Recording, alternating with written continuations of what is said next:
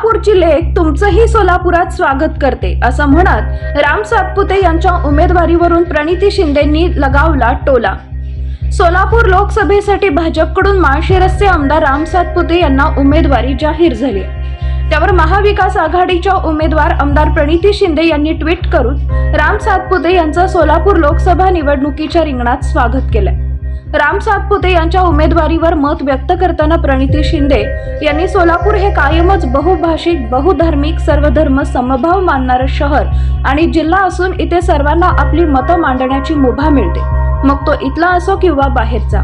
सोलापूरची लेक म्हणून मी तुमचं सोलापुरात स्वागत करते अशा शब्दात प्रणिती शिंदे यांनी सातपुते यांना उपरोधिक टोला लगावलाय।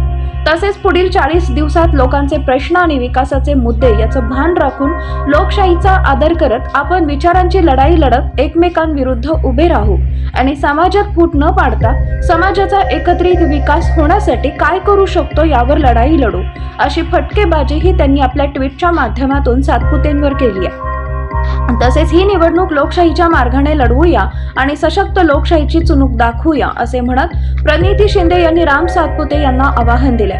प्रणिती शिंदे यांच्या या ट्विटमुळे आता खऱ्या अर्थाने सोलापुरात राजकीय खळबळ, आता खऱ्या अर्थाने धुळवड सुरू झाल्याचं चित्र दिसून येत आहे। दरम्यान आगामी काळात राम सातपुते आणि प्रणिती शिंदे यांच्यामध्ये ट्विटर वार रंगताना पाहायला मिळण्याची शक्यता आहे।